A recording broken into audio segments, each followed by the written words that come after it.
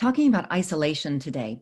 Those of us who normally work from home, the pandemic really hasn't disrupted us as much as those who had the 9 to 5 commuting to the office. Diane Merriam has worked with all types of clients. She is a professional life coach. What have you experienced from talking with your clients about the isolation of quarantine? Yeah, thanks, Lisa. It is an interesting kind of two-sided coin here.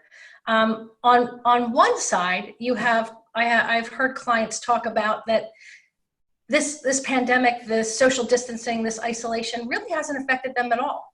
That this is really their lifestyle. They work from home, they have food delivered, groceries delivered, Amazon brings them what they need. They've really kind of lived this kind of isolated life. And that's wonderful. That's all that counts, that it's working for you. For others, I've heard that this pause in our life has had them kind of look at it a little differently. One client in particular comes to mind where he is actually saying, I think maybe I've been playing it safe. Maybe when this is over, I will do that online dating thing. I will join the gym. I will do those things. So it's been an interesting time of reflection for many, many people. It's been an interesting time of reinventing and restarting and renewing for many people. The other part of the isolation too, that now that we're talking about it, is the isolation that people feel just by not being able to go out. So, how are people handling the isolation and really kind of grieving and being sad about their old life? True. It's this collective grief that I know so many of us are dealing with. On the plus side, though, there are easy ways to connect with technology.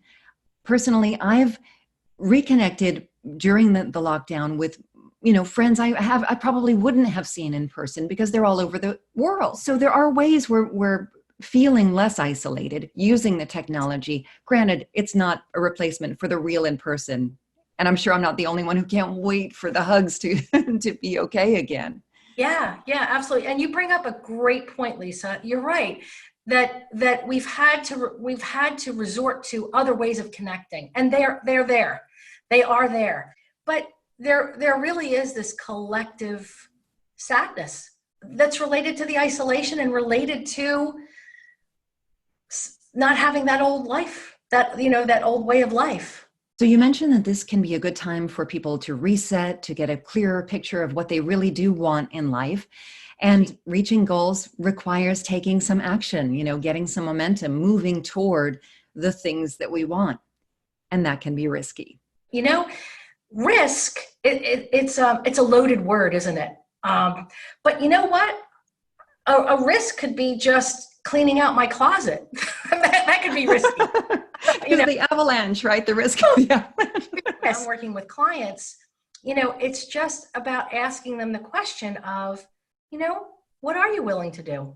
What does feel good? What does feel safe? What does feel right? Doesn't mean jumping out of an airplane. Sometimes it does, but not all the time. A risk really could be, hey, I am going to reach out to somebody that I haven't talked to in 2 years. I think that there really are some things that everybody can do, but really, let's just call it growth. Let's just call it growing. And again, the question you would ask yourself is, what's one thing that I could do that would make me feel better? You're helping a lot of people with these nuggets of wonderful information and inspiration. Diane Merriam, professional life coach. You'll be back again tomorrow for another episode of the Help and Healing Hangout.